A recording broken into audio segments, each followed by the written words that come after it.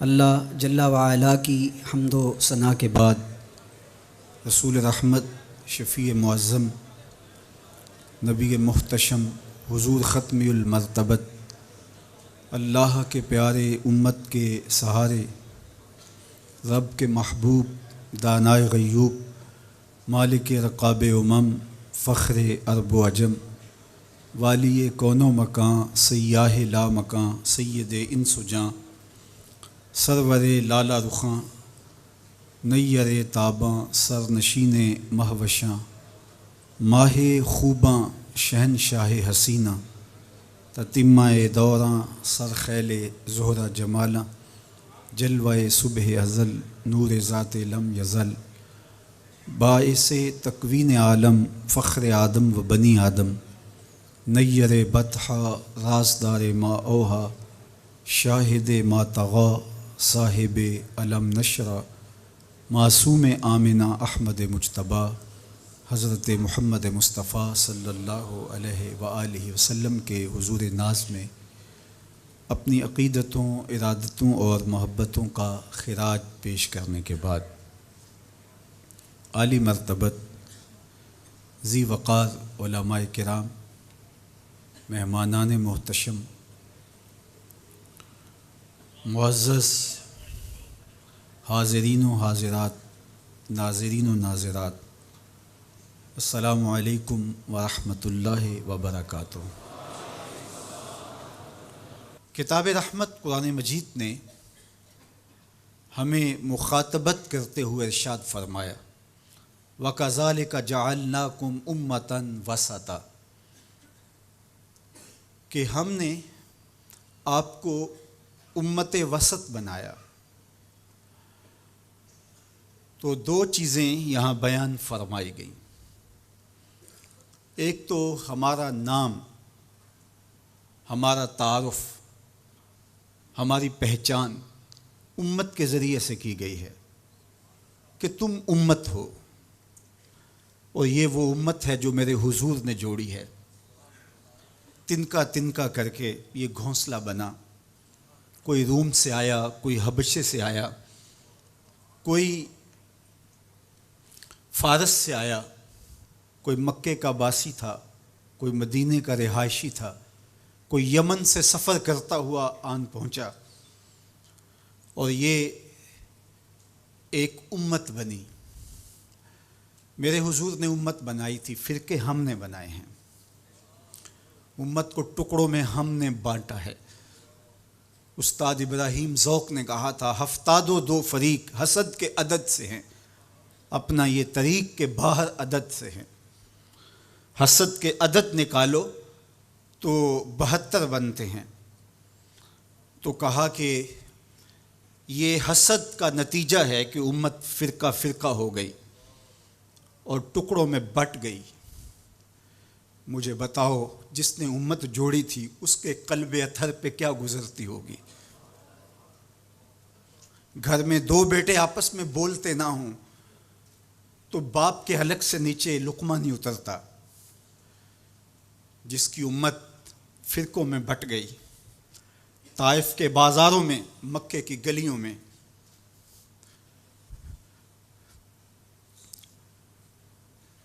اور کہاں کہاں میرے حضور نے اس امت کے لیے دکھ جھیلے، تکلیفیں سہی،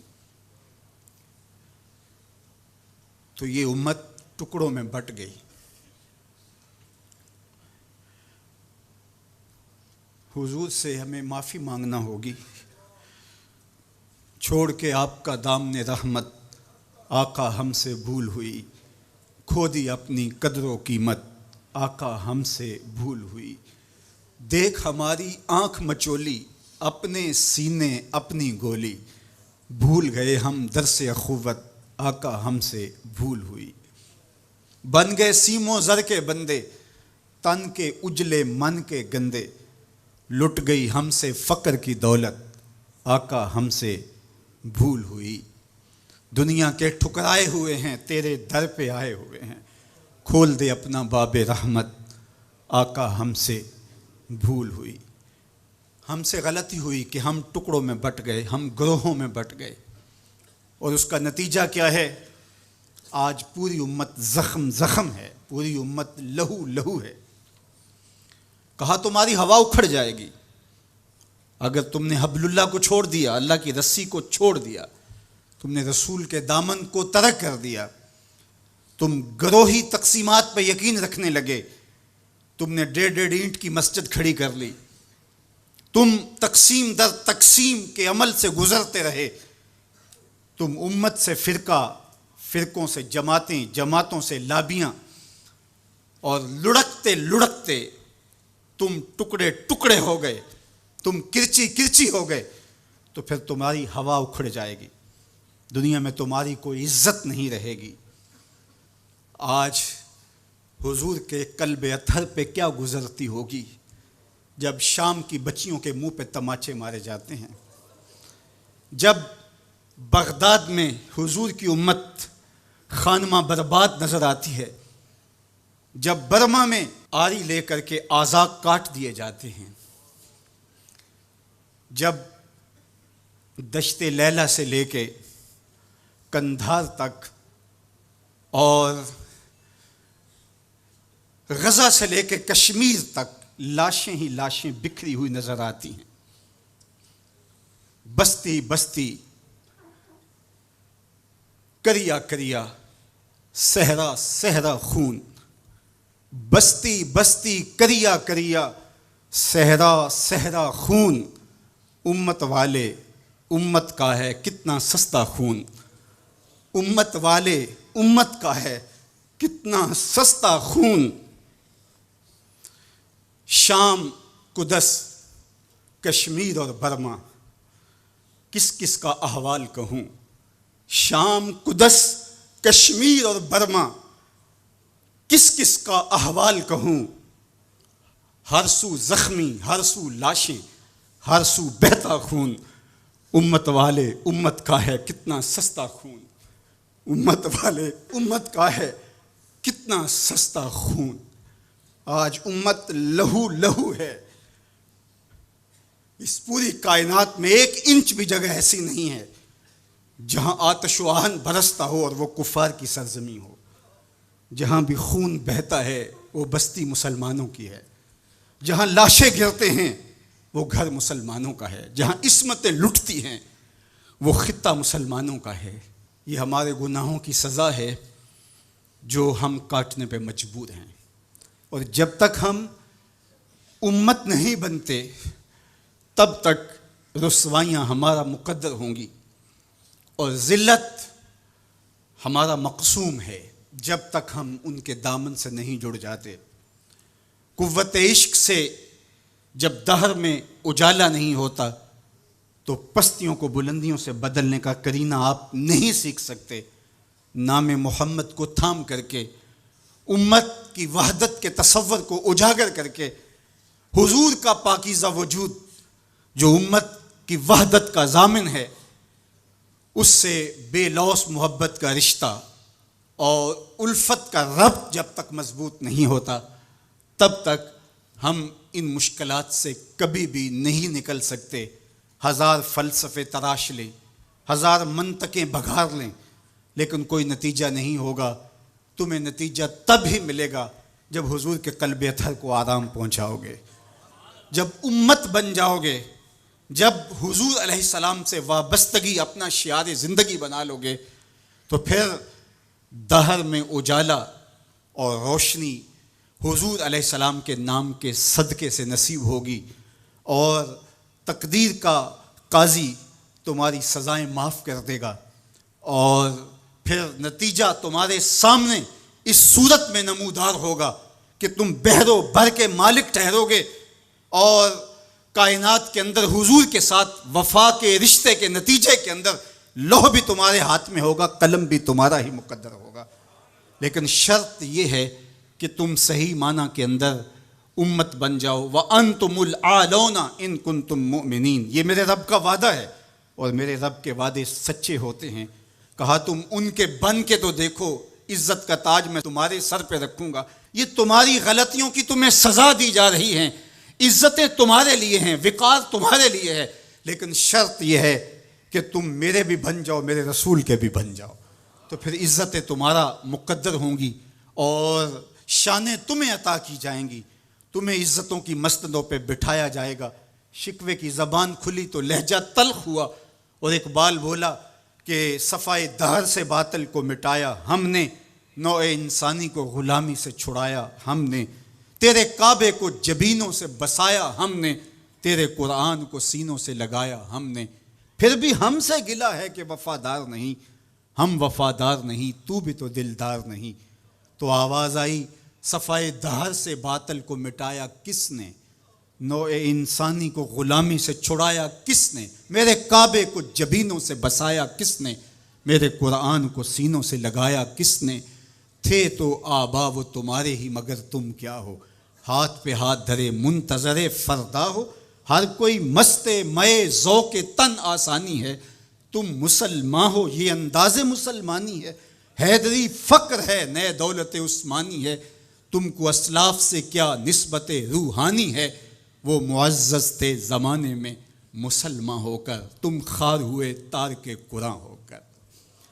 جب تم میرے تھے تو خالد بن ولید کے پاس زہر کی شیشی لے کے پادری آتا ہے، تو حضرت خالد بن ولید پکڑ کے خود اس کو پی جاتے ہیں، اور وہ منتظر ہوتا ہے کہ تھوڑی دیر کے بعد یہ گریں گے اور موت واقع ہوگی، لیکن معمولی پسینے کے بعد حضرت خالد بن ولید کھڑے ہو کے کہتے ہیں میرے رب نے موت نہ لکھی ہو تو موت نہیں آ سکتی، آؤ رب کا ڈر سینے میں پال لو، زمانہ تم سے ڈرنا سیکھ لے گا، ان کے ہو جاؤ زمانہ تمہارا ہو جائے گا، ان سے وابستگی اختیار کرو پھر زمانہ تمہاری نوکری کرے گا۔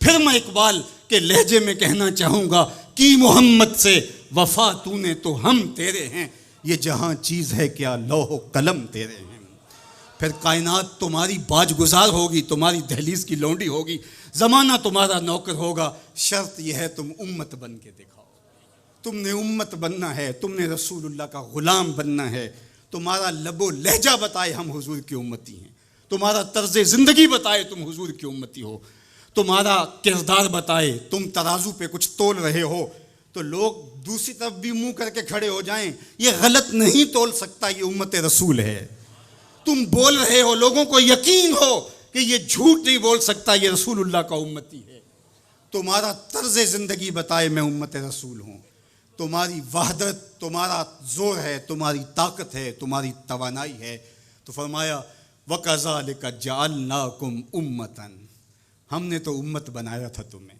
تم ٹکڑے ٹکڑے ہوئے، تم نے اپنے آپ کو بانٹ لیا، تم ایک دوسرے کا گریبان نوچنے لگے، تم ایک دوسرے کے جبے پھاڑنے لگے، تم ایک دوسرے کے لیے نفرتوں کے بیج بونے لگے، تمہاری زبانیں انگارے اگلنے لگیں، تم چنگاریاں نکالنے لگے، تم ممبر و محراب کے تقدس کو پامال کرنے لگے، تم خواہشات کے غلام بن گئے، تم آرزوؤں کے نوکر بن گئے، تم اپنے نفس کی غلامی میں آ گئے، تم تو غلام تھے آمنہ کے لال کے، تم نے کب سے نفس کی غلامی اختیار کر لی، تم کب سے خواہش کے نوکر بن گئے، تم کب سے نفس کے بندے بن گئے، پھر تمہیں ذلیل نہ کیا جاتا تو اور تمہارا علاج کیا ہے؟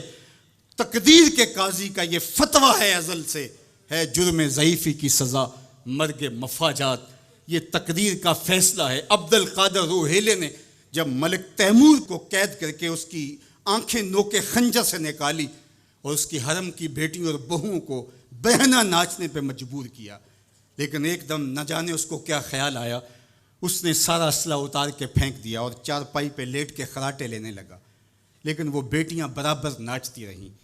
تو عبد القادر روحیلہ کھڑا ہوا اور اس نے کہا کہ میں ایک سپاہی ہوں اور اس حالت کے اندر اسلحہ اتار کے خراٹے لینے لگ جانا یہ ایک سپاہی کی شان کے لائق نہیں ہوتا، یہ میرا تکلف تھا، یہ میری بناوٹ تھی، مجھے خیال آ گیا کہ میں نے بہت زیادتی کی ہے اور میں یوں لیٹا، میرا خیال تھا کہ تیمور کی کوئی بیٹی میرے ہی خنجر سے میرا گلا چیر دے گی، لیکن اس کے باوجود تم برابر ناچتی رہیں۔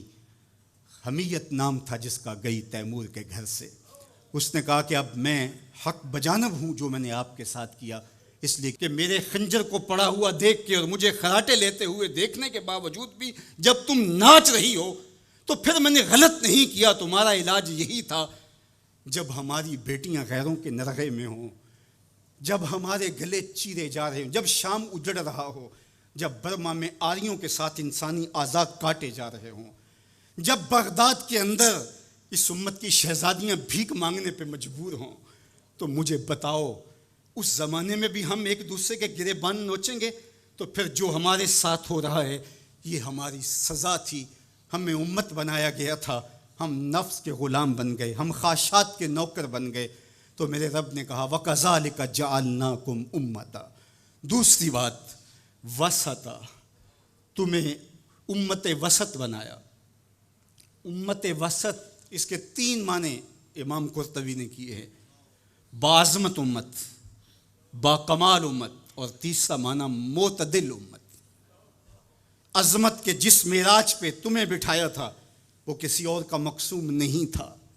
جعلت لی الارض مسجدا، پوری کائنات کو تمہارے لیے مسجد بنا دیا گیا، تمہیں یہ عزت دی۔ حضور نے فرمایا میں آخری نبی ہوں، وانتم آخر الامم، اور تم آخری امت ہو، پس خدا بر ما شریعت ختم کر، بر رسول ما رسالت ختم کر۔ ہمیں آخری امت بنایا گیا۔ کنتم خیر امت اخرجت للناس تامرون بالمعروف وتنہون عن المنکر، یہ مجھے کہا گیا، یہ آپ کو کہا گیا، تم خیر امت ہو۔ ذرا گریبان میں جھانک کر کے دیکھیں، مجھے کہا گیا میں خیر ہوں، آپ کو کہا گیا خیر ہوں، یار یہ نسبت میرے حضور کی ہے۔ تو تم خیر سے جڑے ہو، تم بھی خیر بن گئے ہو، تم خیر امت ہو، تمہیں عزتوں کی مسند دی گئی، جو معراج، جو مقام، جو مرتبہ، جو رفعت تمہیں دیا گیا وہ کسی اور کا مقصوم نہیں ہے، تم خیر امت قرار پائے۔ اللہ اکبر۔ تو کہا اس سے مراد باعظمت امت ہے۔ دوسرا معنی با کمال امت، جو عزت، جو شرف، جو مرتبہ، جو مقام تمہیں دیا گیا، جو کمال، عروج اور بانکپن تمہارا مقصوم ہے، وہ کسی اور امت کا مقصوم نہیں ہے۔ حضور نے ارشاد فرمایا ایک بندہ صبح سے لے کر کے ظہر تک مزدوری کرتا ہے، اس کو ایک قیراط دیا جاتا ہے۔ ایک ظہر سے لے کر عصر تک مزدوری کرتا ہے، اس کا وقت تھوڑا ہے لیکن مزدوری اس کو بھی ایک قیراط دی جاتی ہے۔ اور تیسرا شخص عصر سے لے کر مغرب تک مزدوری کرتا ہے، دونوں سے کم تھوڑا وقت لگاتا ہے لیکن اس کو 2 قیراط دیے جاتے ہیں۔ فرمایا پہلی مثال یہود کی ہے، دوسری مثال نصارہ کی، اور تیسری مثال میری امت کی ہے۔ تھوڑے عمل پر زیادہ اجر رکھا گیا۔ من جاء بالحسنۃ فلہ عشر امثالھا، ایک نیکی کرو گے 10 کا ثواب ملے گا۔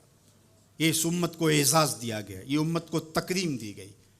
ایک بچہ حفظ قرآن کرتا ہے اور اپنے خاندان کے لوگوں کی شفاعت کرتا چلا جاتا ہے۔ بڑھاپے میں اترتا ہے ایک شخص، عمر کی کثرت کی وجہ سے وہ خاندان کی شفاعت کا اہل ہو جاتا ہے۔ کیا کیا شرف نہیں دیے گئے، کیا کیا مقام نہیں دیا گیا۔ اس امت کو عزتوں کی مسند پہ بٹھا دیا گیا۔ قیامت کے دن اعضائے وضو سے چمکتی ہوئی یہ امت سامنے آئے گی، دور سے پہچانے جائیں گے یہ محمد عربی کے غلام ہیں، چونکہ ان کے اعضاء چمک رہیں گے، روشنی نکل رہی ہوگی ان کے وجود سے۔ تیسرا معنی امت وسط کا معتدل امت، اعتدال کی راہوں پہ چلنے والی، نہ یہود کی طرح اور نہ نصارہ کی طرح افراط و تفریط کا شکار نہیں ہوں گے، بلکہ یہ اعتدال کی راہوں پہ گامزن ہوں گے، عقائد میں، اعمال میں، رویوں میں، طرز زندگی میں، انداز معاشرت میں، گفتگو میں، کلام میں، ہر لحاظ سے یہ اعتدال کی راہوں کے مسافر ہوں گے۔ جب یہ امت اعتدال کی راہوں سے نکلی اور ان میں غلوف پیدا ہوا یا ان کے اندر تفریط پیدا ہوئی تو نتیجہ یہ ہوا امت اپنے وقار کو کھو بیٹھی۔ یہود نے شان الوہیت اور شان رسالت کے اندر تنقیص کر دی اور انبیاء علیہم السلام کی دشمنی مول لی اور کتنے نبیوں کو ناحق قتل کیا۔ بنی اسرائیل نے 70 نبی شہید کیے ہیں۔ آج اگر راہ خدا میں ہمیں کوئی تکلیف پہنچتی ہے تو میں اور آپ ہوتے کون ہیں؟ اس راستے کے اندر تو نبی شہید کیے گئے۔ امام رازی نے تفسیر کبیر میں لکھا ہے کہ مکے سے طائف تک 70 ایسے نبیوں کی قبریں ہیں جن کی وفات صرف بھوک کی وجہ سے ہوئی ہے۔ یہ دین یوں ہی ہمارے تک نہیں پہنچا، یہ قدریں ہمارے تک یوں ہی نہیں پہنچی، ہمارے اسلاف کی قربانیوں کا نتیجہ ہے۔ اور دوسری جانب نصارہ نے انبیاء کے باب میں ایسا غلو کیا اور توحید کے عقیدے کو بھی بگاڑ کے رکھ دیا، حضرت عیسیٰ کو خدا کا بیٹا قرار دے دیا۔ تقانیم ثلاثہ میں مبتلا ہو کر کے 3 وجودوں کو انہوں نے معبود قرار دیا اور 3 وجودوں کے مجموعے کو الہ کہا۔ افراط اور تفریط کی راہوں پہ گامزن ہونے والے گمراہیوں کا شکار ہوئے، لیکن مجھے میرے دین نے، میرے اسلام نے جو عقیدہ دیا وہ صراط مستقیم کا عقیدہ دیا۔ اور ہر روز ہر نمازی ہر نماز کی ہر رکعت میں اصالتاً یا وقالتاً یہ کہتا ہے اہدنا الصراط المستقیم۔ یہ اتنی ضرورت ہے ہماری کہ اللہ سے مستقیم راہ مانگے کہ چونکہ دونوں جانب لڑکنے کے اندیشے لمحہ لمحہ موجود ہیں، پھر اس کو اجالنے کے لیے آگے کہہ دیا کہ غیر المغضوب علیہم ولا الضالین، یعنی نہ تو گمراہوں کا راستہ اور نہ جن پر تیرا غضب ہوا ان کا راستہ، نہ افراط نہ تفریط کی راہ۔ مالک مجھے مستقیم راہوں کا مسافر رکھنا، سیدھی راہ پہ گامزن رکھنا، کیونکہ سیدھی راہ پہ گامزن ہونا ہی ہدایت کی علامت ہے۔ جب ترازو کے دونوں پلڑے برابر رہتے ہیں تو اس کو عدل کہتے ہیں، اسی سے اعتدال نکلا ہے۔ کوئی پلڑا جھکا نہیں تو عدل کا نظم خراب نہیں ہوا۔ تم لمحہ لمحہ عدل کی راہوں پہ گامزن رہو گے، اپنا محاسبہ کرتے رہو گے، اپنے عقائد کا محاسبہ کرتے رہو گے، تمہارے عقائد میں خرابی نہیں آنی چاہیے۔ تمہارے 3 بنیادی عقیدے ہیں، عقیدہ توحید، عقیدہ رسالت اور عقیدہ آخرت۔ ان عقیدوں میں کبھی بھی بگاڑ نہ آنے دینا۔ اللہ جل شانہ کی جو شانیں ہیں، اللہ کی جو عظمت ہے، وہ تمہارے رگ و ریشہ میں ہر وقت اس کا رعب اور اس کی خشیت موجود رہنی چاہیے۔ انبیاء علیہ السلام کی عظمتوں کے باوجود کہیں ایسا نہ ہو کہ تمہارے عقیدوں کے اندر خرابی آئے اور تم کہیں غلو کا شکار ہو جاؤ، جس طرح کہ نصارہ نے کیا۔ اللہ کی شانیں، اللہ کی عظمتیں وراء الورا ہیں۔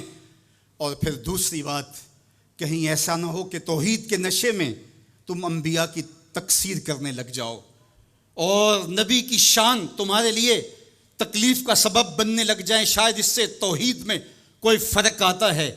میاں توحید میں فرق نبی کی عظمت سے کیسے آئے گا؟ اس لیے کہ نبی کو عظمت دینے والا تو میرا رب ہی ہے۔ وَرَفَعْنَا لَكَ ذِكْرَكَ۔ اور پھر تیسری بات، عقیدہ آخرت۔ آخرت کا عقیدہ یہ ہے کہ ہم نے اس دنیا پر بیٹھ نہیں رہنا، بہرحال اللہ کی طرف سے جو اس کے علم میں متعین ہماری زندگی ہے اس کو گزارنے کے بعد ہم نے یہاں سے رخصت ہونا ہے۔ وہ ہم جوانی میں چلے جائیں، ہم بڑھاپے میں چلے جائیں، یا ارذل العمر کے بعد ہم اس دنیا سے رخصت ہوں، یا بچپن میں چلے جائیں، یہ ہمارے علم میں نہیں ہے، یہ ہم سے مخفی رکھا گیا، یہ اللہ کی حکمت ہے۔ لیکن یہ طے شدہ ہے کہ ہم نے یہاں بیٹھ نہیں رہنا، اور جب یہاں سے جانا ہے تو ایک دوسرا جہاں ہمارے لیے منتظر ہے، اور وہاں ہم نے ایک ایک عمل کا حساب دینا ہے۔ ثم لتسألن یومئذ عن النعیم۔ اس دن ایک ایک عمل کے بارے میں پوچھا جائے گا۔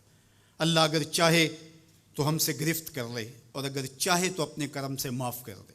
اگر وہ معاف کرنا چاہے تو کوئی پوچھ نہیں سکتا کہ اتنا بڑا پاپی اور مجرم تھا، اسے معاف کیوں کیا گیا۔ اور اگر وہ گرفت کرنا چاہے تو کسی کو حق نہیں ہے کہ وہ یہ کہہ سکے کہ مجھے گرفت کیوں کی گئی۔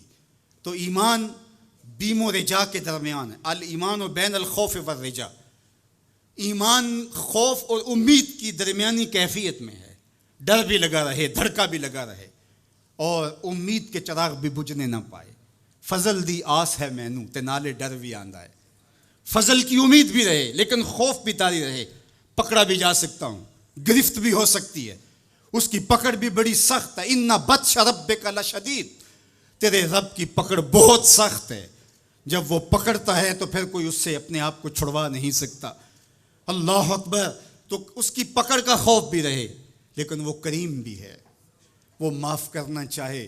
ما یفعل اللہ بعذابکم، وہ تمہیں عذاب دے کے کیا کرے گا؟ اگر تم اس کا شکر کرنا سیکھ جاؤ تو وہ تو تمہارا رب ہے، وہ تمہیں عذاب دے کے کیا کرے گا؟ تو امید بھی روشن رہے، اور خوف بھی طاری رہے۔ تمہید الایمان کے اندر شیخ عبدالحق محدث دہلوی علیہ رحمہ حضرت سیدنا عمر رضی اللہ تعالیٰ عنہ کا قول بیان کرتے ہیں کہ وہ فرماتے ہیں کہ اگر مجھے یہ پتہ چلے کہ سارے لوگ جنت میں جائیں گے، ایک شخص جہنمی ہوگا، تو میں ڈرتا ہوں کہیں وہ ایک میں ہی نہ ہو جاؤں۔ اور اگر مجھے یہ پتہ چلے کہ سارے لوگ جہنم میں جائیں گے اور ایک ہی جنت میں جائے گا، تو مجھے امید ہوگی شاید وہ ایک میں ہی ہو جاؤں۔ اور ہم کہتے ہیں فلاں اگر جنت میں چلا گیا، فلاں اگر بخشا گیا تو میں بھی چلا جاؤں گا۔ ہم نے اپنی آخرت دوسرے سے جوڑ دی، فلاں بخشا گیا تو میں بھی بخشا جاؤں گا۔ وہ کہتے ہیں اگر سارے جنت میں جائیں، یہ خبر ہو کہ ایک نے جہنم میں جانا ہے، تو میں ڈرتا ہوں کہیں وہ ایک میں ہی نہ ہو جاؤں، وہ میں ہی نہ پھنس جاؤں۔ ایک بچہ تھا، گھر سے روتا ہوا نکل گیا اور جنگلوں کے اندر آنسو بہاتا ہے۔ کوئی درویش ملا، اس نے کہا کیا ہوا؟ کہا مجھے اللہ سے بڑا ڈر لگتا ہے۔ میرے حضرت قبلہ خواجہ محمد یعقوب مصطفی رحمۃ اللہ تعالیٰ علیہ، آپ کے یہاں نشان پڑ گئے تھے رو رو کے، ان کی ہڈیوں میں درد بھرا ہوا تھا، یہاں رو رو کے نشان پڑ گئے تھے۔ تو یہاں ایک بزرگ ہوتے تھے انتقال کر گئے، وہ کہتے ہیں ایک دن میں گیا تو انہوں نے دونوں اپنے گھٹنے کھڑے کیے تھے اور اپنی باہیں اس کے گرد لپیٹی ہوئی تھیں اور ایسے سر جھکایا تھا۔ تو میں نے جا کے سلام کیا تو انہوں نے سر اٹھایا تو وہ رو رہے تھے۔ تو میں نے کہا کہ آپ اتنا روتے کیوں ہیں؟ تو وہ کہتے ہیں کہ ان کے انداز نے میرے اندر درد بھر دیا۔ انہوں نے ایسے سر اٹھایا اور کہا اس سے ڈر آتا ہے، اس سے ڈر آتا ہے۔ کرم دی آس ہے مینوں تے نالے ڈر بھی آندا ہے، فضل دی آس ہے مینوں تے نالے ڈر بھی آندا ہے۔ یہ امید کہ میری بخشش و مغفرت ہو اور یہ خوف کہ اگر میں پکڑا گیا۔ تو وہ بچہ رو رہا تھا، تو اس فقیر نے پوچھا بیٹے کیوں رو رہے؟ کہ اللہ کا ڈر آتا ہے۔ تو کہا تمہارے دامن پہ تو گناہ ہی نہیں۔ کہتے ہیں بڑے کی عزت اس لیے کرو کہ اس کی نیکیاں زیادہ ہوں گی، اور چھوٹے کی تکریم اور شفقت اس لیے کرو اس کے دامن پہ گناہ نہیں ہے۔ اللہ اکبر۔ ہم لوگوں کے گناہ دیکھتے ہیں اور اپنی خوبیاں دیکھتے ہیں۔ صوفیاء کا ایک جملہ ذہن کی تختی پہ لکھ لیجئے، جب عیب دیکھنے کا شوق آئے وہ کہتے ہیں اپنے اندر اتر جاؤ، اور جب خوبیاں دیکھنے کا شوق آئے تو دوسروں کو دیکھو، دوسروں کو دیکھو، کسی کے اندر کوئی خوبی، کسی کے اندر کوئی خوبی۔ تو کہا کہ اللہ سے ڈر آتا ہے۔ تو کہا کہ بیٹے تم نے تو گناہ ہی کوئی نہیں کیے۔ تو کہا آج میں نے عجیب ماجرا دیکھا جس نے مجھے گھر سے نکال دیا۔ کہا کیا؟ کہا کہ میری ماں کھانا پکانے کے لیے چولہے میں آگ جلانے لگی، تو اس نے لکڑیاں رکھی، تو لکڑیوں کو آگ نہیں لگ رہی تھی، تو اس نے چھوٹی چھوٹی لکڑیاں توڑ کے پہلے نیچے رکھی اور پھر ان کو آگ لگائی۔ ان کو آگ لگی تو پھر بڑی لکڑیوں کو بھی لگی۔ تو میں روتا ہوا گھر سے بھاگ آیا ہوں جنگل میں، کہیں ایسا نہ ہو کہ قیامت کے دن بڑے بڑے مجرموں کو آگ نہ لگے تو چھوٹے چھوٹوں کو رکھ دیا جائے۔ تو جب خوف سرایت کرتا ہے تو یہاں عمر نہیں دیکھی جاتی، اور بڈھا پاپی سب سے بدترین شخص وہ ہے جو بڑھاپے کے باوجود بھی بدکاری نہیں چھوڑتا۔ کہتے ہیں جب کوئی بندہ 40 سال کا ہوتا ہے پھر اس کا عذر باقی نہیں رہتا، 40 سال تک اس کا عذر باقی رہتا ہے، لیکن جب 40 سال کا ہو جائے، اب سن کہولت میں آ گیا، اب اگر وہ گناہ کرتا ہے تو کوئی عذر نہیں ہے۔ ہڈیاں کمبن گوڈے کھڑکن تے اڑ گیا لک تیرا، اجے بھی بدیوں باز نہ آئیوں جیو مرد دلیرا، یا ایھا الانسان ما غرک بربک الکریم۔ میرا رب پکار پکار کے کہہ رہا ہے او بھاگنے والے انسان آجا پلٹ کے، تیرا رب بڑا ہی کریم ہے۔ میں یہ بات 100 بار کہی، میرے سننے والے مجھ سے 1000 بار سن چکے، لیکن لفظوں کی چاشنی اور امید کی ایسی جگمگاتی کرنیں روشن ہوتی ہیں کہ دل میں چراغاں ہو جاتا ہے، اور جب میں یہ بول رہا ہوتا ہوں تو میرے اندر پھل جھڑیاں پھوٹ رہی ہوتی ہیں، اور اللہ کے تشکر کے اندر درد کی کیفیت بھی پیدا ہو رہی ہوتی ہے کہ وہ رحمت برے لہجے میں پکار کے کہہ رہے سرکش کو، متمرد کو، باغی کو جو اس کی دہلیز چھوڑ کے بھاگ گیا، او بھاگنے والے آجا پلٹ کے، تیرا رب بڑا ہی کریم ہے۔ کوئی ایسے بھی آواز دیتا ہے، کوئی ایسے بھی مجرم کو پکارتا ہے۔ یہاں رک کے میں ایک اور جملہ بھی کہنا چاہتا ہوں۔ اعتدال میں حقوق اللہ اور حقوق العباد کی جو لوگوں نے تقسیم کی اور اس کا اپنا معنی متعین کیا، وہ ایک مشہور تو ہے لیکن حقیقتاً وہ معنی متعین نہیں ہے۔ اللہ کے حق فائق ہیں مخلوق کے حق سے۔ عمومی طور پہ کہا جاتا ہے یار حقوق اللہ کی خیر ہے، بس حقوق العباد کا خیال رکھو۔ یہ عمومی بات کہی جاتی ہے. تو یہ بات اچھی طرح ذہن نشین کر رہے ہیں. یہ بھی آپ کے اعمال میں اور آپ کی افکار میں اور آپ کے نظریات میں غلو پیدا ہو گیا کہ آپ نے اللہ کے حق کو کمتر سمجھ لیا اور مخلوق کے حق کو غالب سمجھ لیا. ایسا نہیں ہے، اللہ کے حق سب سے زیادہ ہیں. اللہ تعالیٰ قرآن مجید میں ایک موقع پہ ارشاد فرمایا وَمَا قَدَرُ اللَّهَ حَقَّ قَدْرِهِ، انہوں نے اللہ کی قدر کا حق کی ادا نہیں کیا.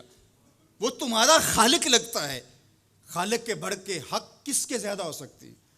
تو جو مختلف روایات کے اندر حقوق العباد کی طرف توجہ دلائے گی تو اس کا مطلب یہ ہے، مفہوم یہ ہے کہ اللہ تو کریم ہے، وہ معاف کر دے گا، بندہ تو معاف نہیں کرے گا. بالخصوص قیامت کے دن جب پھنس گیا اور اس کی اپنی بدعمالیاں بھی اس کے پاس ہوئیں اور کسی نے اس کا حق غصب کیا ہوا ہوگا تو پھر کیا ہوگا؟ اب وہ تو خود پھنسا ہوا ہے تو وہ کبھی نہیں چھوڑے گا. اب اللہ تعالیٰ کس طرح اس معاملے کا حل فرمائے گا کہ یہ شخص جس نے حق کھایا ہے، جس نے زیادتی کی ہے، تو اس دوسرے شخص کو اپنی نیکیاں دے گا. نیکیاں لینے کے باوجود بھی اگر وہ پاپی اتنا بڑا ہے کہ ابھی بھی کام نہیں بنتا اور اس کے ذمے قرض بھی باقی رہ گیا تو پھر یہ اس کو اپنے گناہ دے گا. تو اب قیامت کے دن کون چھوڑے گا؟ جہنم کی دہکتی ہوئی آگ سامنے ہوگی اور ایک بندہ پھنسا ہے اور یہ بھی پھنسا ہوا ہے تو اس کی جان اس کو اپنے گناہ دے کے اس کی نیکیاں لے کے چھوٹ رہی ہے تو وہ کیسے معاف کرے گا؟ وہ نہیں معاف کرے گا. اس لیے اس معنی کے اندر کہا کہ حقوق العباد میں کوتاہی نہ کرنا، اس لیے کہ اس کی معافی نہیں کرے گا. وہ اس کے پاس ایک چیز ہاتھ لگ جائے گی وہ تو غنیمت سمجھے گا. تو اس کا یہ مطلب بھی کہیں نہیں ہے کہ بندے کے حق کہیں غالب اور زیادہ ہیں، اللہ کے حق کم ہیں. جو حق بندے کا اللہ پر ہے، اللہ نے تو پیدا کیا ہے.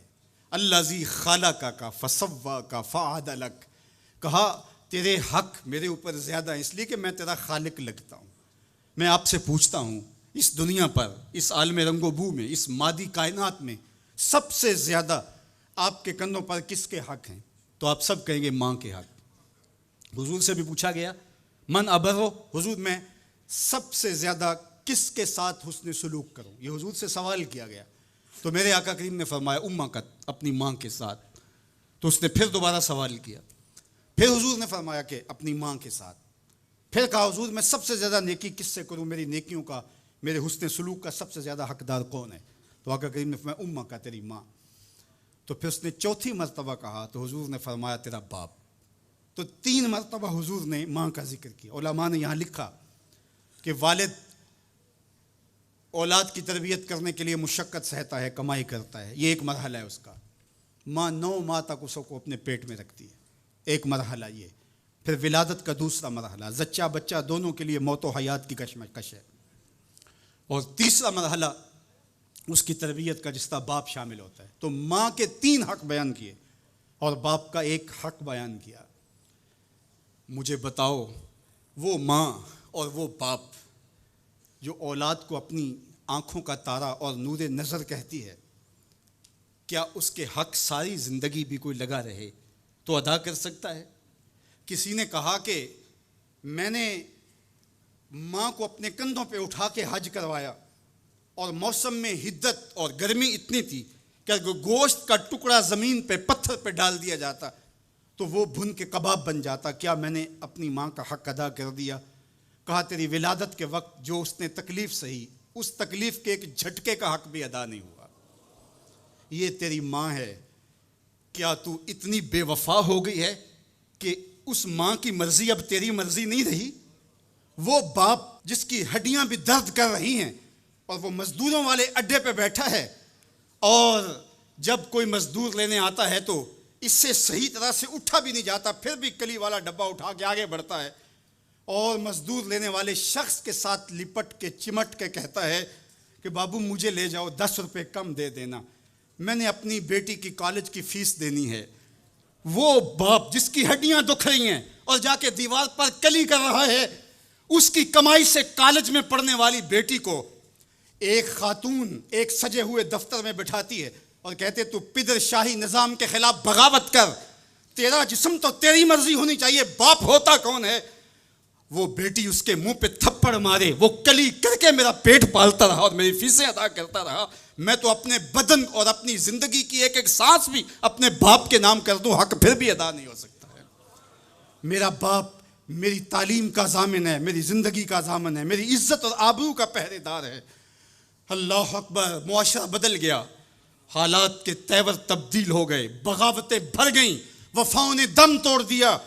مغرب کی تہذیب سوائے تکلف کے اور کچھ نہیں ہے، اور چہرہ جو روشن نہ ہو تو کیا حاجت گلگونہ فروش، نئی تہذیب تکلف کے سوا کچھ بھی نہیں ہے۔ یہ مغربی تہذیب کی یلغار نے مرد آوارہ، بیکار و زن کمار باش کیا معاشرہ تخلیق کیا جا رہا ہے۔ میرے حضور کے غلاموں، آؤ ہم نے دین حضور سے لینا ہے، اور یہ سارے چونچلے اور یہ ساری مغربی وظیفہ خور تنظیمیں یہ دم توڑ کے رہ جائیں گی۔ اس کائنات کے اندر اور اس وطن کے اندر جھنڈا لہرائے گا تو محمد عربی کے نظام کا ہی لہرائے گا انشاءاللہ۔ ہم حضور کے دین کو کھڑا کرنے کے لیے اور حضور کے نظم کو غالب کرنے کے لیے اپنی زندگی کے ایک ایک سانس کو حضور کے نام وقف کریں گے۔ میری زندگی کا مقصد تیرے دین کی سرفرازی، میں اسی لیے مسلمان، میں اسی لیے نمازی، میری زندگی کا ایک ایک لمحہ حضور کے دین کے لیے، حضور کے نام کے لیے۔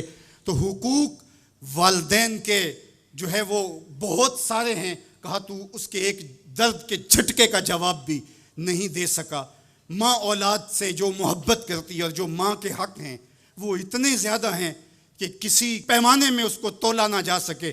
میں کہا کرتا ہوں سمندر کی پاتال تک تو کوئی پہنچ گیا ہوگا، لیکن ماں کے پیار کا کنارہ آج تک کسی نے نہیں پایا۔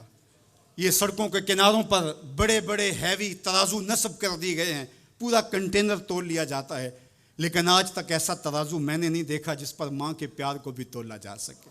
ماں جب بولتی ہے تو اس کے لہجے میں جبریل بولتا ہے، ماں جب مسکراتی ہے تو لگتا ہے جنت کی ساری کلیاں کھل اٹھی ہیں۔ اللہ نے ماں کے سینے میں وہ درد، وہ درک، وہ محبت، وہ چاہت، وہ پیار کا جہاں آباد کر دیا کہ سید خورشید گیلانی نے کہا تھا کہ اونچے ہوٹلوں میں کھانا کھانے میں وہ سرور کہاں جو چولہے پر بیٹھ کے ماں کے ہاتھوں سے پکی ہوئی چپاتیاں کھانے میں ملتا ہے۔ اور کہا اونچے اونچے اسٹیجوں پہ حضرت صاحب، عالی جناب، مفتی صاحب، قبلہ عالم، کیا کیا لفظ سننے کو ملتے ہیں، لیکن ان لفظوں میں وہ چاشنی کیا جو ماں کی زبان سے اوئے مٹھو اور اوئے ببلو کے اندر رکھی گئی ہے۔ ماں کے سینے میں تڑپتی ہوئی ممتا اور محبتوں کا جہاں، اس کی کوئی مثال ہی نہیں ہے۔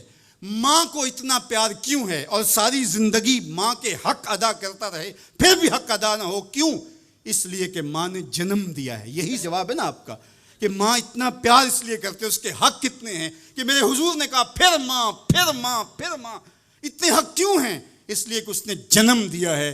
میرے جملے کو بار بار آپ نے سنا ہوگا، پھر سن لیجئے، جس نے جنم دیا ہے اس کو اتنا پیار ہے اور اس کے اتنے حق ہیں، تو جس نے خلق کیا ہے اس کو کتنا پیار ہوگا اور اس کے کتنے حق ہوں گے۔ تو اللہ کے حق غالب ہیں۔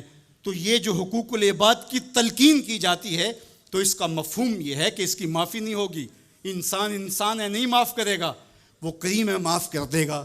تو اس کا یہ مطلب کبھی بھی نہیں نکلتا کہ جو ہے وہ اللہ کے حق کوئی کمزور ہے اور مخلوق کے حق غالب ہیں۔ ہمارے اوپر سب سے بڑا حق ہمارے اللہ کا ہے، پھر رسول اللہ کے حق ہیں، پھر اس کے بعد ہماری ماں کے، ہمارے باپ کے، ہمارے مرشدوں کے، ہمارے استاد۔ ہم احسان فراموش لوگ نہیں ہیں، ہم جس کا بھی حق ہو اس کو پورا کرتے ہیں۔ مولا کائنات سیدنا علی المرتضیٰ فرماتے ہیں جس نے مجھے ایک حرف بھی پڑھایا اس نے مجھے اپنا غلام بنا لیا۔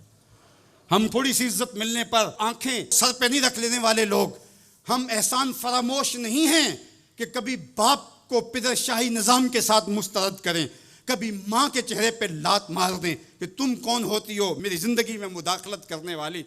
ہم تو رشتہ بھی کرنا ہوتا ہے تو بوڑھی دادی امی سے بھی پوچھتے ہیں، جب تک وہ ہاں نہیں کرتی تو گھر کے اندر ماحول ہی نہیں بنتا ہے۔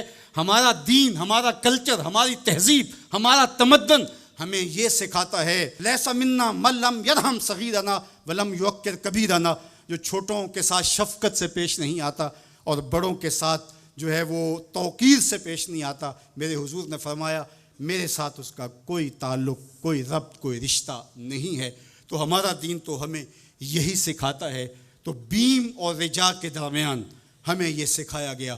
بات احترام کی چلی تو عقیدوں کے اندر جب غلوف پیدا ہوتا ہے تو اغیار کی سازشوں کا ہم نادیدہ اور دیدہ طور پہ شکار ہو جاتے ہیں۔ اقبال نے آج سے صدیوں قبل یہ بات جو ہے وہ ہونے والے حادثات کی نشاندہی کرتے ہوئے اپنے زمانے میں کہا تھا کہ تو کہ نشناسی خفی راز جلی ہوشیار باش، اے گرفتار ابو بکر و علی ہوشیار باش.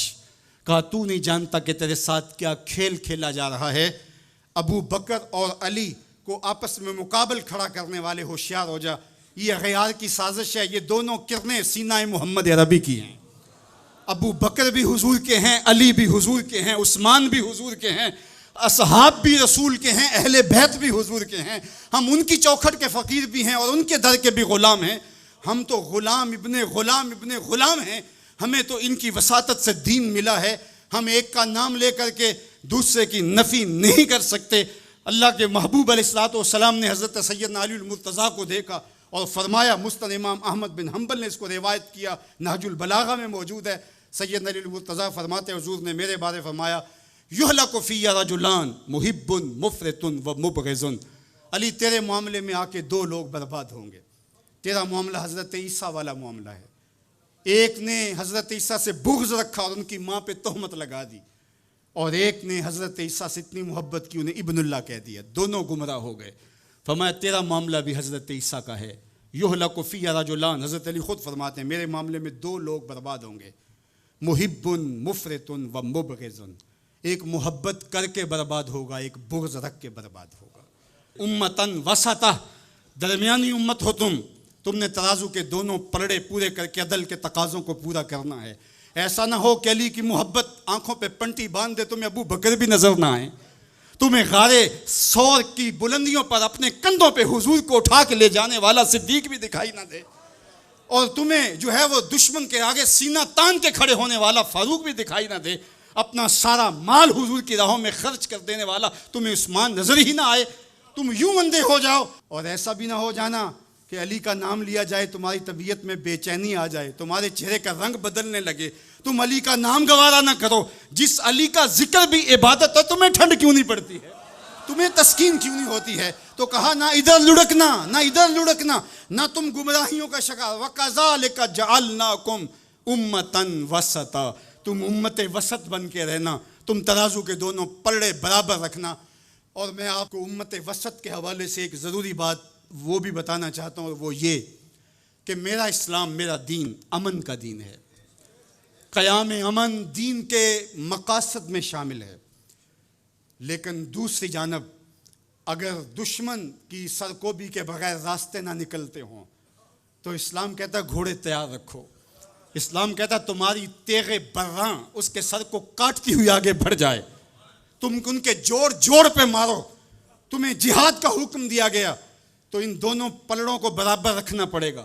کہیں ایسا نہ ہو کہ تم امن کی بات کرتے کرتے جہاد کو ہی بھول جاؤ، اور ایسا بھی نہ ہو کہ تم جہاد کی بات کرتے ہوئے امن کا مذاق اڑانے لگو جو کہ دین کے مقاصد سے ہے.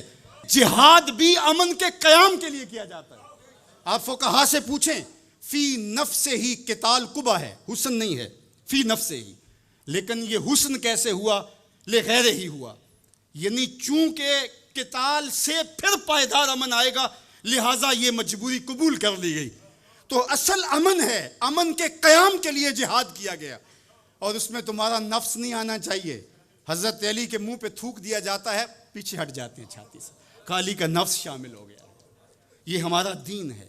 شہادت ہے مطلوب و مقصود مومن، نہ مال غنیمت نہ کشور کشائی، شہرت پسندی کے لیے. ابو امامہ الباہلی فرماتے ہیں حضور علیہ الصلوۃ والسلام سے پوچھا، ایک شخص شہید ہو جاتا ہے، جان راہ خدا میں وار دیتا ہے، لیکن اس کے دل میں ہے کہ چلو میری شہرت بھی ہو جائے گی تو اس کو اجر ملے گا. میرے حضور نے کہا فلا شیء لہ، اسے کوئی اجر نہیں ملے گا. تو کہتے ہیں میں سمجھا کہ میں اس بات کو صحیح طرح سے بیان نہیں کر پایا، تو میں نے پھر کہا حضور اعلاء کلمت الحق کے لیے، دین کی سربلندی کے لیے اس نے یہ سب کچھ کیا ہے، لیکن ساتھ یہ بھی ہے کہ چلو ناموری بھی تو ہوگی.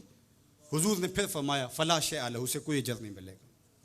تیسری مرتبہ پھر پوچھا حضور اس کا مقصد اللہ کے جھنڈے کو اونچا کرنا، اعلاء کلمت الحق، لیکن ساتھ یہ بھی ہے چلو ناموری بھی تو ہوگی. میرے حضور نے پھر فرمایا فلا شیء لہ، اور پھر مزید وضاحت کرتے ہوئے فرمایا اللہ صرف اسی عمل کو قبول کرتا ہے جو محض اس کے لیے کیا گیا ہو. تیرے عمل میں اخلاص ہو تو اس کا اجر کچھ اور ہے. حور و خیام سے گزر، بادہ و جام سے گزر، محض اس کی رضا کے لیے عمل ہو تو وہ جہاد جہاد ہے، ورنہ وہ جہاد، وہ قتال جہاد ہی نہیں ہے جو نفس کے لیے کیا جائے، جو مال غنیمت کے لیے کیا جائے، جو لوگوں میں بڑھوتری، جو زمین کی ہوس میں کیا جائے، جو خواہشات نفس کے لیے کیا جائے۔ تو ہمیں جہاد کے لیے بھی شرائط دی گئی، لیکن اس کا مقصد امن کا قیام ہے۔ تو بعض اوقات ہم یہاں توازن برقرار نہیں رکھ پاتے، اور توازن کا برقرار نہ رکھنا بہت سخت نقصان کا سبب بن جاتا ہے۔ یہ بلڈ پریشر تھوڑا سا اوپر نیچے ہو گیا زندگی لے جاتا ہے۔ اب کہیں یہ تھوڑا سا ہی نیچے ہوا، کیا فرق پڑا اس سے؟ میاں اس توازن کا نام ہی تو صحت ہے، صحت کا نام ہی تو زندگی ہے۔ 1262 سے لے کر کے 1290 تک خاقان اعظم قبلائی رہا، اس کے اندر دلچسپی پیدا ہوئی، مختلف مذاہب کی طرف رغبت پیدا ہو گئی، اس نے مختلف مذاہب کو ماننے والوں کو اپنے پاس بلایا۔ غلام مرتضیٰ میکش نے یہ تاریخ اسلام میں سارا واقعہ لکھا ہے، اور اس نے بدھ مت کے لاماؤں کو، ہندوؤں کے بڑوں کو، جوگیوں کو، پادریوں کو، سب کو بلا کے کہا مجھے اپنے اپنے مذہب کے حوالے سے کچھ بتاؤ۔ تو جو عالم دین گیا مسلمانوں کی طرف سے، اس نے جہاد کی آیتیں پڑھی، اور جس میں کفار کو قتل کرنے کا حکم نامہ تھا۔ تو قبلائی خان نے کہا کہ تمہارا دین کافروں کو قتل کرنے کی تلقین کرتا ہے؟ اس نے کہا ہاں۔ تو کہا پھر آپ ہمیں قتل کیوں نہیں کرتے؟ تو کہا کہ ہمارے پاس طاقت نہیں ہے۔ تو کہا اگر طاقت ہو تو کہا پھر ہم تمہیں کاٹ دیں۔ تو اس نے وہیں کھڑے کھڑے حکم نامہ جاری کیا کہ ان کا دین اگر ہمیں قتل کرنے کا حکم دیتا ہے، طاقت نہ ہونے کی وجہ سے یہ رکے ہوئے، تو پھر یہ کیوں زندہ بچے؟ اس نے فوراً حکم نامہ جاری کیا، جو مسلمان سامنے اس کو کاٹ دو۔ مسلمان گاجر مولی کی طرح کٹنے لگے۔ یہ کلمہ حق کہہ کے آیا تھا وہاں۔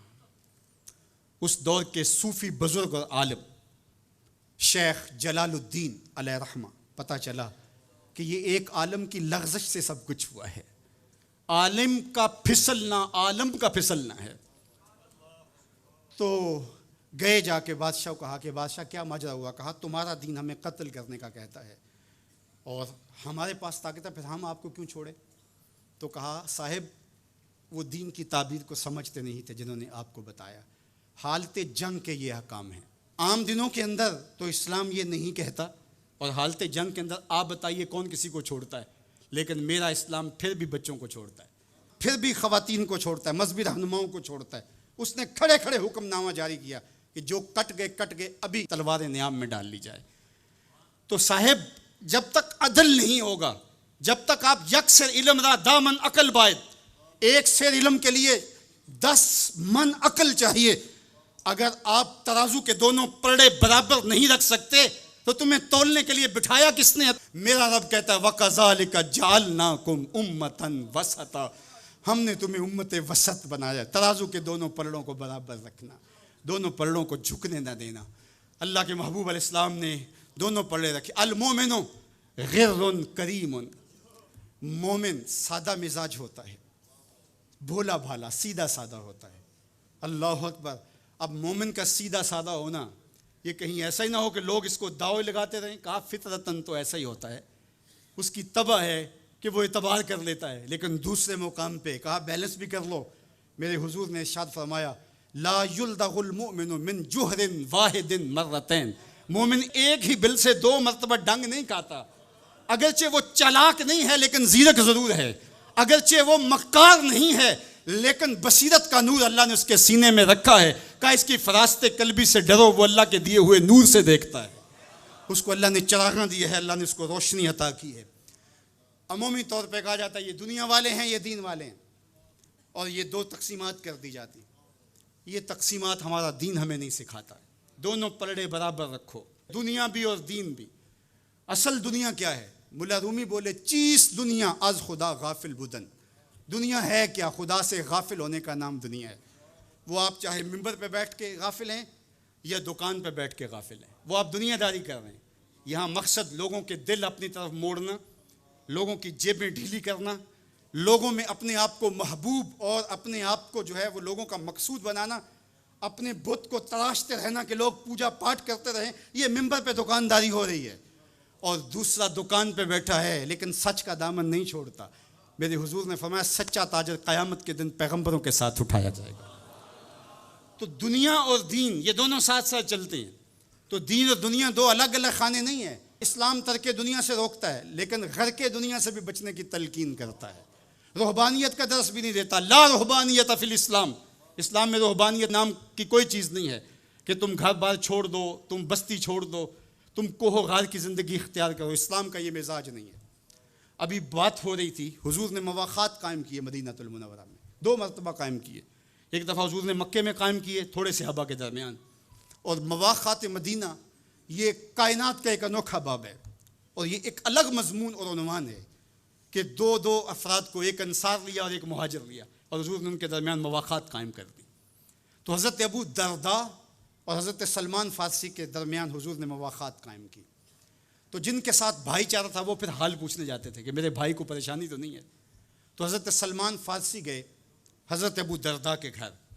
تو دیکھا کہ حضرت ابو درداء کی بیوی وہ عام سے کپڑوں میں تھی. تو انہوں نے کہا کہ میری بہن یہ کیا ماجرا, میلے کچیلے واجبی سے کپڑے. تو کہا کہ تمہارے بھائی کو دنیا کے ساتھ کوئی رغبت نہیں ہے, عورت آراستہ ہو. حضور نے فرمایا کہ عورت کی خوبیاں بیان کی کہ بہترین عورت وہ ہے جب اس کا شوہر دیکھے اس کو تو اسے خوش کر دے. وہ اس کا لباس اور طرز زندگی ایسا ہو کہ مرد کے لیے مسرت, خوشی اور سرشاری کا ذریعہ ہو, تاکہ اس کی نظر یکسو رہے اور اس کے خیالات پر آگندہ نہ ہوں, اس کی سوچوں میں آوارگی نہ آنے پائے. تو کہا کہ تمہارے بھائی کو رغبت ہی نہیں ہے دنیا کے ساتھ, اس لیے مجھے اس کی کوئی ضرورت نہیں ہوتی. خیر حضرت ابو درداء آئے تو کھانا لائے. تو حضرت سلمان فارسی نے کہا کہ آپ بھی کھائیے. کہا میں روزے سے ہوں. کہا کہ میں تو نہیں کھاؤں گا جب تک آپ نہیں کھائیں گے. تو نفلی روزہ مہمان کے لیے توڑا جا سکتا ہے. تو انہوں نے روزہ افطار کر لیا, ساتھ بیٹھ کے کھانا کھایا, رات پڑی, سونے لگے. تو حضرت ابو درداء مصلی بچھا لیا. حضرت سلمان فارسی نے کہا کہ جناب آپ کو میرے ساتھ سونا پڑے گا. اللہ اکبر. یار وہ صوفی حضور کی تربیت کے پالے ہوئے تھے. آج تو پھر فتویٰ متوجہ ہو جاتا نا کہ اس نے مجھے نماز سے روکا ہے, یہ دارا اسلام سے خارج ہے. تو آپ نے کہا ٹھیک ہے, مہمان ہو, مہمان نوازی کا یہ بھی ایک ڈش ہے نا, چلو میں سو جاتا ہوں. سحری ہوئی تو سلمان فارسی اٹھے اور ان کو اٹھایا, بیدار کیا, تہجد پڑھی دونوں نے.